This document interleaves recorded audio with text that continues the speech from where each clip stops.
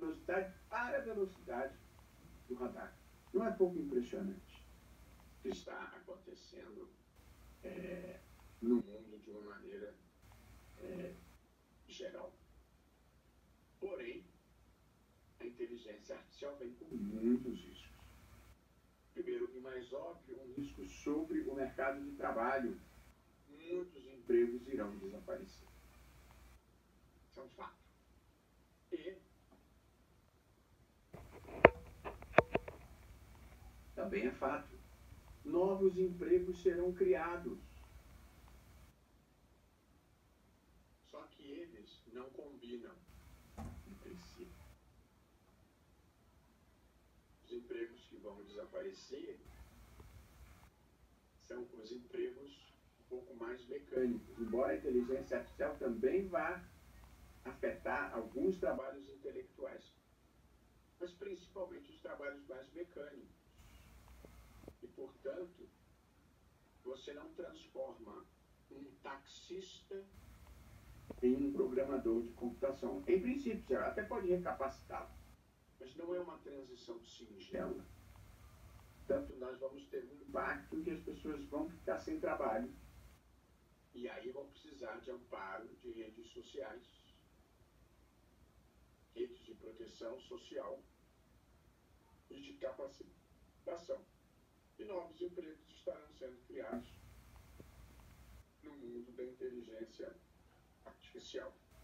Mas é importante não desconsiderar os percentuais elevados de empregos que desaparecerão. Em segundo lugar, a outra preocupação muito grande é o uso da inteligência artificial para fins bélicos. Já há uma corrida armamentista entre os Estados Unidos e China, claramente, pelo uso da inteligência artificial e sua capacidade de cyberataques. Essa é uma preocupação e vão ser necessários tratados internacionais para controlar isso, inclusive um novo tipo de arma movida por inteligência artificial, que se chama de armas letais autônomas, que são armas de ataque e que são capazes de tomar decisões por si sós, sem uma figura humana por trás da atuação. Um outro problema extremamente preocupante diz respeito à massificação da desinformação. Capacidade de amplificar a desinformação e, sobretudo, a capacidade de produzir uma coisa que tem sido identificada como deepfake, falsidade profunda, que é alguém me colocar aqui falando com vocês e dizendo coisas que eu jamais disse, sem que seja possível identificar a olho nu que aquilo é uma contrafação, que aquilo é uma falsidade. Portanto, em matéria de massificação das informações, ou melhor, massificação da desinformação, nós estamos vivendo um momento extremamente preocupante. Privacidade é uma preocupação igualmente constante. O risco de os algoritmos que são alimentados por pessoas humanas reproduzirem os vieses da sociedade, os preconceitos e as discriminações já existentes. É um risco que precisa ser neutralizado. Mas aqui eu também faria um parêntese. Eu tenho grande esperança na inteligência artificial, inclusive para gerar decisões judiciais controladas. Porque teme-se o que se chama de discriminação algorítmica, que é o algoritmo discriminar efetivamente. Mas eu queria dizer para vocês, juízes também têm preconceitos, juízes também discriminam, juízes também têm vieses, ainda quando inconscientes. Portanto, a discriminação algorítmica é um problema, mas não ocorre só se vinda da inteligência artificial. E, por fim, há um risco que eu gostaria de mencionar, que é o risco conhecido como singularidade. é o risco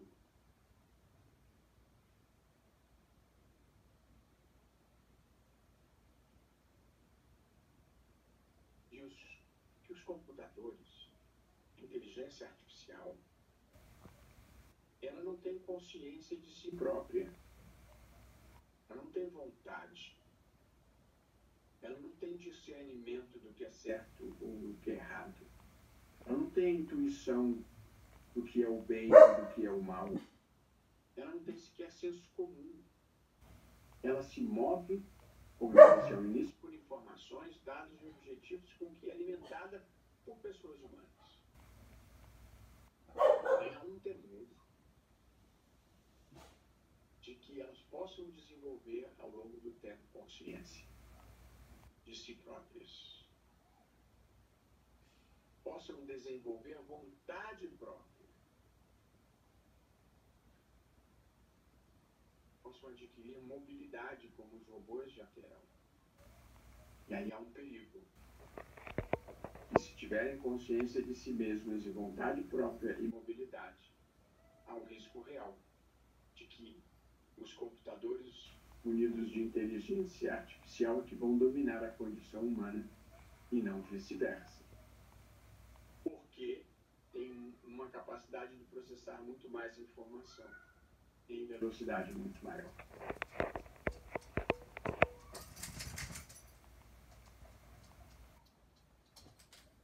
Os cientistas dizem que o risco da singularidade não é superior a 10%.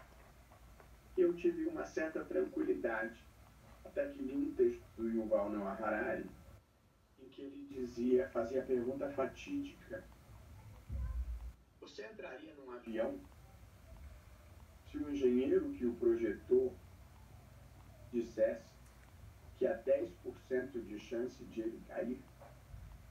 E aí eu pensei 2 vezes. Acho que não.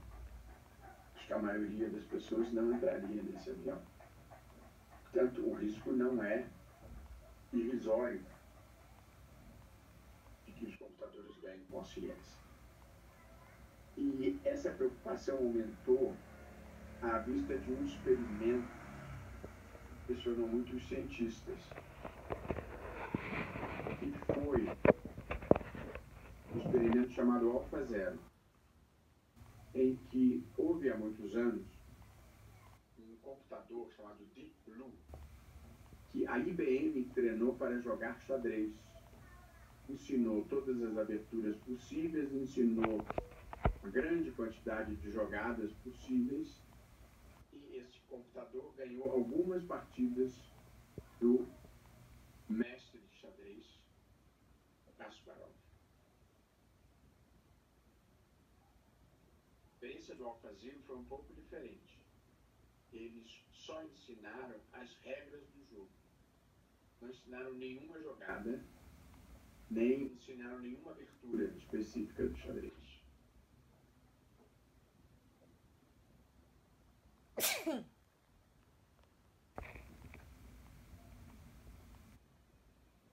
Só as regras. E o programa de inteligência artificial, jogando consigo próprio,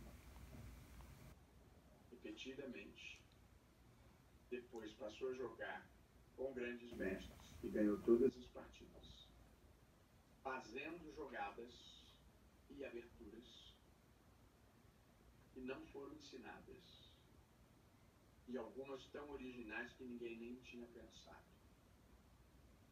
Ou seja, ele desenvolveu uma estratégia própria que não foi baseada em programação humana.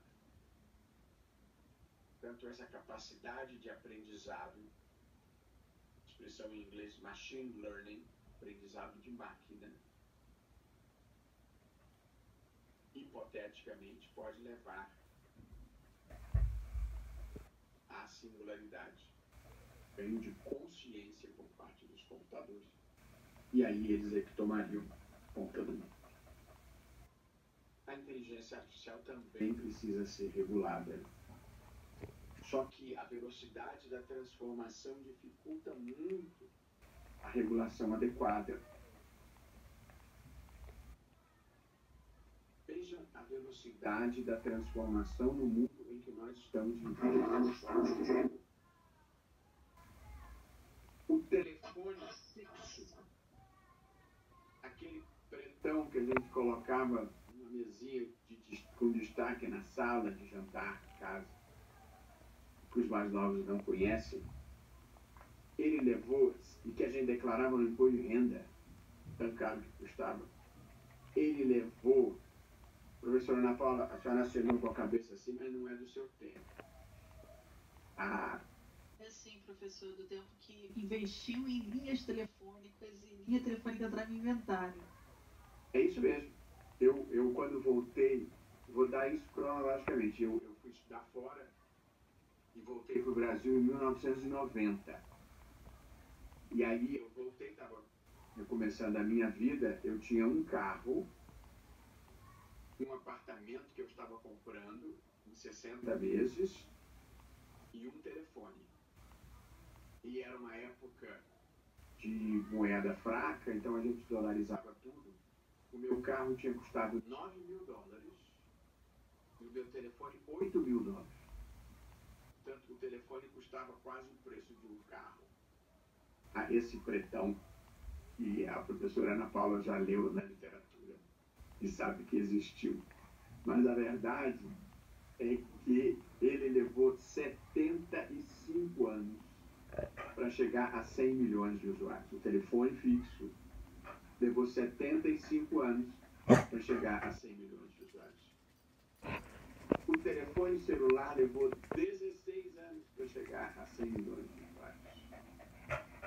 A internet levou 7 anos para chegar a 100 milhões de usuários. Vejam que a velocidade da transformação vem aumentando. O ChatGPT chegou a 100 milhões de usuários em 2 meses.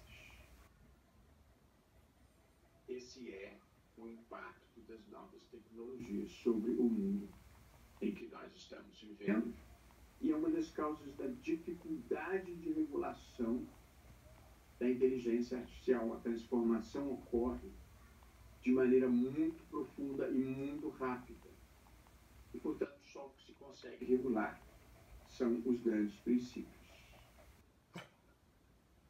Na minha visão, a regulação precisa se dar em 3 grandes domínios: proteção dos direitos fundamentais, como a privacidade, como a própria liberdade de expressão contra a manipulação da informação pelas plataformas digitais, por exemplo, e a própria liberdade individual de escolha. Que eu disse algumas linhas atrás que as plataformas digitais podiam monitorar a nossa movimentação na rede e, com base nelas, nesses dados, nos fazerem recomendações que correspondessem às nossas vontades, aos nossos gostos.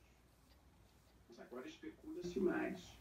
Com o avanço da neurociência, que é a ciência do cérebro, já se especula a possibilidade não é de descobrirem os nossos gostos, é de transformarem os nossos gostos, é de fazerem com que os nossos gostos correspondam à vontade que eles querem que a gente tenha, por interesse comercial do seu anunciante ou por qualquer outra razão.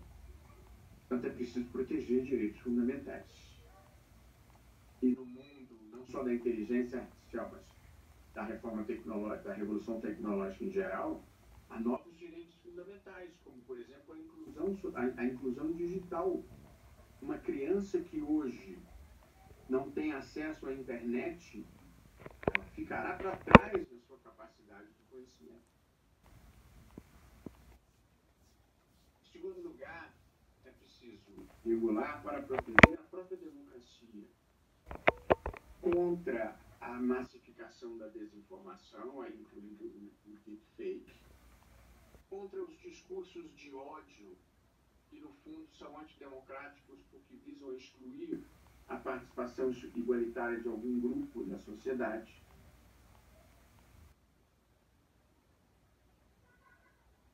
E contra os ataques à própria democracia.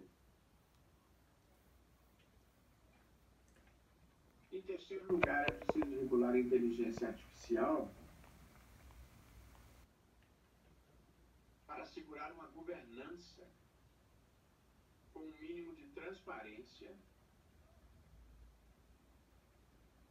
com um mínimo de inteligibilidade e a exigência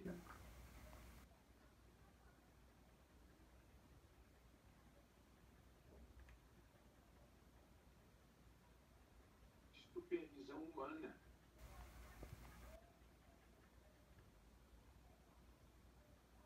Quando eu falo em minuta de decisão judicial por inteligência artificial, em nenhuma hipótese eu cogito que o juiz deixe de ser o responsável pela análise da prova, pela análise do argumento jurídico e pelo resultado.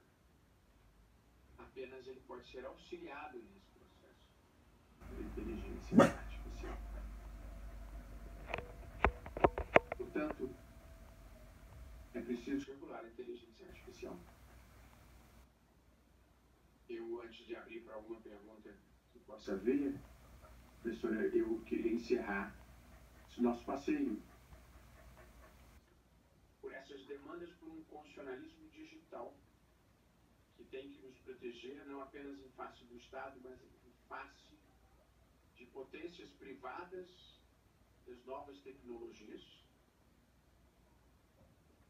e a compreensão dos impactos econômicos, sociais e jurídicos da evolução tecnológica e da extensão das plataformas digitais e da inteligência artificial, com os seus benefícios e os riscos, como procuramos ver até aqui.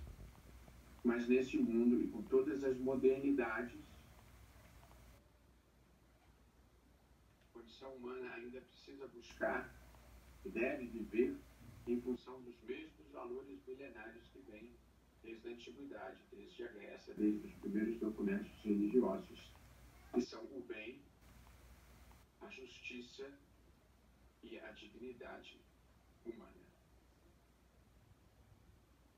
Obrigado pela atenção e se alguém tiver alguma pergunta, não sei se é o caso de abrir, professora Ana Paula, mas como nós começamos com um pouco de atraso, eu não me importo de terminar com um pouco de atraso também.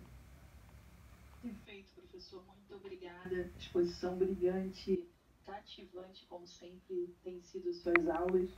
Nós temos várias perguntas aqui de alunos, de professores.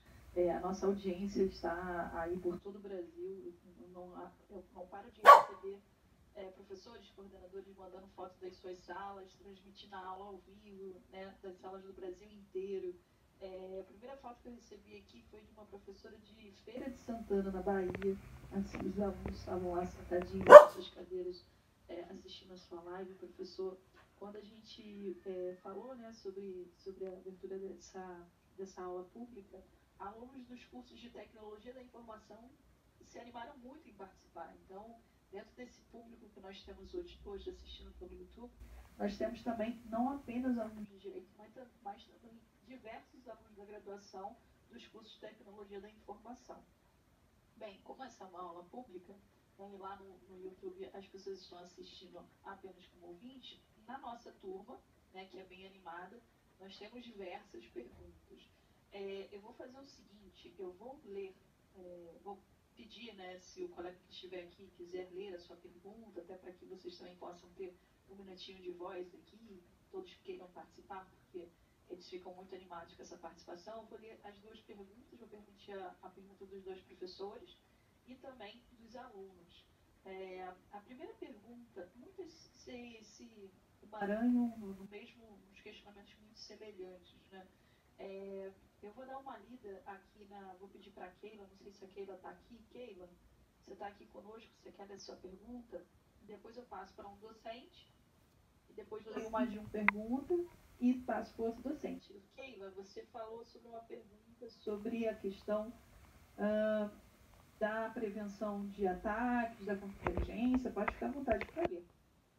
Foram duas perguntas. A primeira referente à LGPD. Primeiramente, boa noite, professor Barroso. Novamente, aqui é um prazer estar aqui. A primeira pergunta em relação à LGPD. Apesar do Brasil já ter a LGPD, temos com certa frequência o vazamento de dados em grandes empresas. Podemos considerar que a LGPD ainda é branda com estes casos ou falta uma maior fiscalização para atuar na prevenção dos ataques, na contra-inteligência? Não, eu acho que a LGPD é bastante satisfatória. Eu acho que uma coisa é a empresa vazar dolosamente um dado que era considerado um dado sensível, que não poderia ser vazado sem autorização do seu titular. Esse é um fenômeno. É que eu acho que a LGPD acorde de maneira satisfatória. O outro problema, que é mais grave e mais difícil, são os cyberataques, que é o uso da tecnologia para você extrair ilegalmente informações protegidas. E aí nós caímos numa situação que não tem a ver propriamente com a divulgação dolosa, mas tem a ver com a cibersegurança. E aí os hackers, os criminosos desenvolvem meios cada vez mais sofisticados. Eu, quando era presidente do TSE, estava muito preocupado com os ataques cibernéticos. Eu fui à Febraban, que tem uma central de monitoramento, porque os bancos são o segmento da sociedade que sofre mais ataques cibernéticos. Você não acredita a quantidade de ataques que vinham de todo o mundo em segundos. E, portanto, há uma dificuldade, muitas vezes, de proteção sem que haja dolo. Tanto que você deve impor às empresas é um dever de cuidado.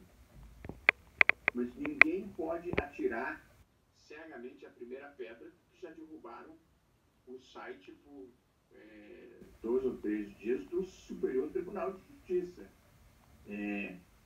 E o próprio Supremo recentemente sofreu o que se chama ataque de negação de serviço, que são centenas de milhares de pessoas atacando, tentando acessar ao mesmo tempo, numa articulação dolosa para derrubar o sistema. Portanto, eu acho que a LGPD é satisfatória. Se houver descumprimento, há a punição própria, mas o grande problema no vazamento de dados vem de cyberataques. Perfeito, professor. Obrigada, Keila. Eu vou ler agora uma pergunta de um professor, né? O professor Vladimir Cerveira de Alencar fez um questionamento. Depois eu passo para um aluno e mais um professor, assim a gente acho que consegue fechar o nosso horário. Professor Vladimir, o senhor consegue falar? Boa noite, professora. Boa noite, professor Barroso. Um prazer estar aqui acompanhando a sua aula. Obrigado. Agora com meus filhos aqui, já pedi para eles maneirarem um pouco, os pequenos. Professor Barroso, eu achei muito interessante a sua preocupação. Essa é uma preocupação de toda a sociedade, principalmente daqueles que operam no direito, a questão das inteligências artificiais e como elas vão ser paradigmáticas em várias áreas de atuação, e no direito não será diferente. A minha pergunta, eu vou ler exatamente como eu coloquei, é o seguinte: será que a inteligência artificial poderia induzir o julgador, que cada vez mais, como você mesmo, como o senhor mesmo colocou, a gente começará a utilizar cada vez mais nos processos, será que então a inteligência artificial poderia induzir o julgador a uma tomada de decisão que ele livremente não tomaria, por exemplo? Será que a gente não tem esse risco da indução? Sempre lembrando que caberá ao julgador, caberá ao magistrado fazer essa análise criteriosa, mas o que me preocupa é a influência das inteligências artificiais na nossa tomada de decisão. Professor, eu diria assim, a resposta é sim, mas isso não seria necessariamente mal. Porque pode haver uma solução boa e inteligente que o cérebro humano daquele julgador não tenha cogitado. Portanto, não creio que esse seja necessariamente um problema, desde que a indução não seja uma indução baseada em elementos falsos ou uma indução que leve a um resultado absurdo. Por isso que a supervisão humana é indispensável. Mas eu, muitas vezes, quando tenho que tomar decisão, eu reúno a minha equipe e ouço opiniões, e às vezes vem ideias que não me passaram pela cabeça. E acho que o mesmo pode acontecer vindo da inteligência artificial. Portanto, o que não pode deixar de existir, o que não se pode prescindir, é um controle racional e bem informado de um juiz para saber se aquilo é razoável, se aquilo é plausível. Mas, fora isso, eu acho que, no fundo, talvez se possa dizer que é isso mesmo que se espera da inteligência artificial, que ela seja capaz de ter ideias que o julgador não teve.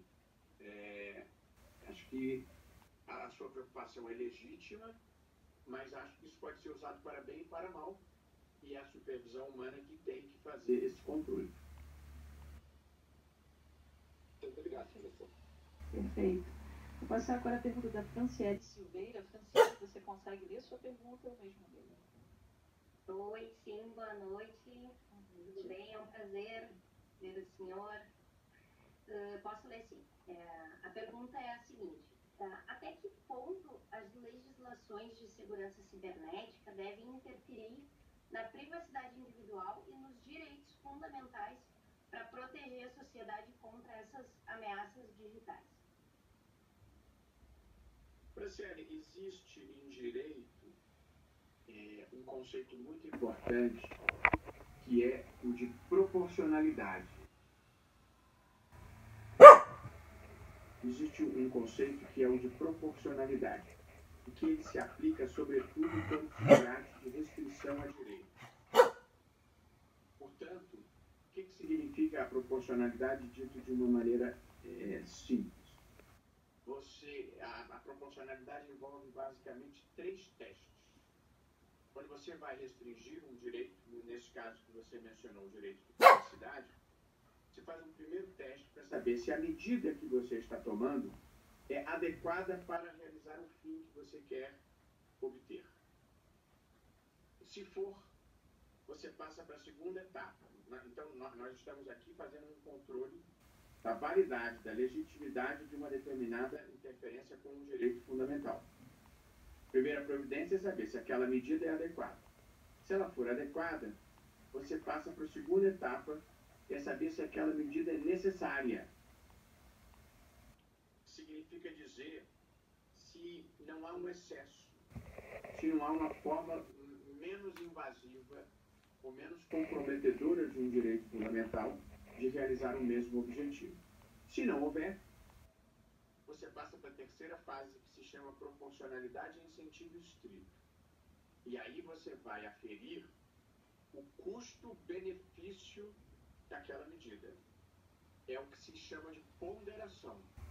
Você vai saber se o que você ganha com aquela restrição justifica a intensidade do direito que você está afetando, que você está abalando. Se justificar, a medida é válida. Se não justificar, a medida não é válida.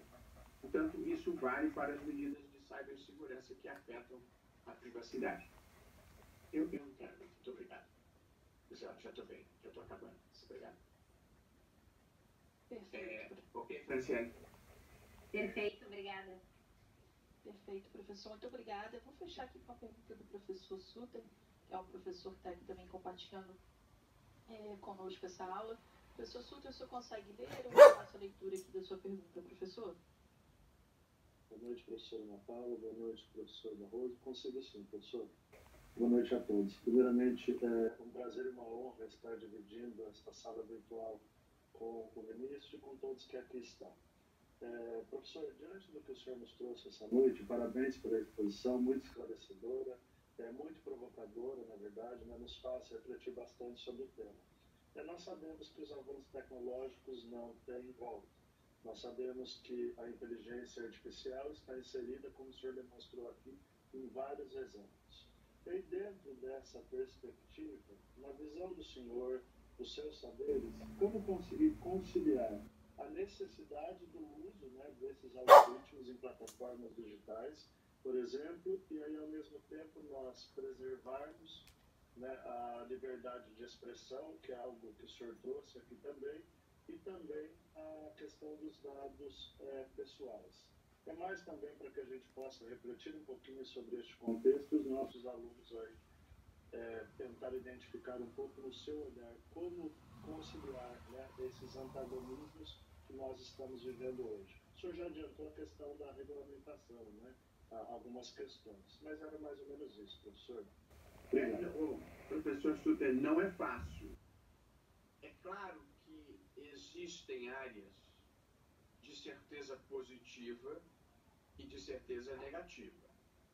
Portanto, se alguém, num debate público, eleitoral ou não eleitoral, disser fulano de tal é um péssimo candidato porque tem ideias muito ruins, embora seja uma frase depreciativa de alguém, ela está claramente inserida dentro da liberdade de expressão e do debate público.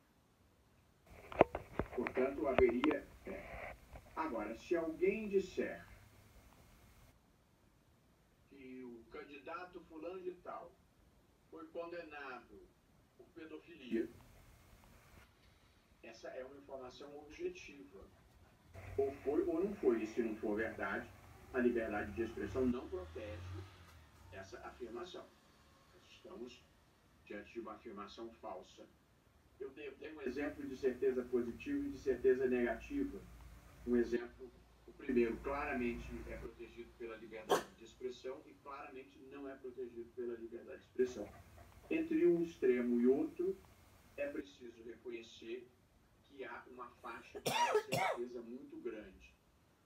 E eu acho que nessa faixa de incerteza, nós vamos cair um pouco na moderação privada de conteúdo feito pelas próprias plataformas, ou no limite, na intervenção judicial, que é o que prevê o Marco Civil da Internet, o artigo 19, que é, inclusive, objeto de uma discussão no Supremo, que em breve será travada, que diz que a plataforma deve retirar, sob pena de responsabilidade, depois da primeira decisão judicial. É uma boa regra geral, mas eu acho que há situações em que nem se deve esperar uma ordem judicial. Então, se for pedofilia, a plataforma digital tem que ter o dever de cuidado de removê-la, tem que ter um algoritmo, porque esse controle não é humano, pessoal, porque nós estamos falando de milhões de postagens por dia, tem que ter um algoritmo tentando controlar. Então, a regra geral do direito brasileiro, que é do Marco Civil da Internet, eu gosto. Tem que retirar depois da primeira ordem judicial. Mas acho que hoje em dia ela talvez já não seja suficiente. Talvez você precise ter algumas exceções. Então, acho que tem que ter um dever de cuidado de remover nos casos de certeza positiva. Acho remover de ofício, inclusive ou mediante notificação privada, em outros casos a remoção vai ser judicial. Mas eu preciso reconhecer que há um espaço de incerteza. Tem preto, tem branco, mas tem uma área cinza que vai haver muita dúvida, e aí, quando a dúvida é razoável, quem tem que resolver é o judiciário. Perfeito, professor Barroso. Muito obrigado. Muito obrigada. Muito obrigado a todos pela atenção, foi um prazer estar aqui. E até breve, professora Ana Paula, até a nossa próxima aula. Combinamos Até breve, professor. Tá bem? Até breve. Muito obrigado, um grande abraço, viu? Felicidades para todos. Obrigada. Os demais alunos, eu peço, por favor.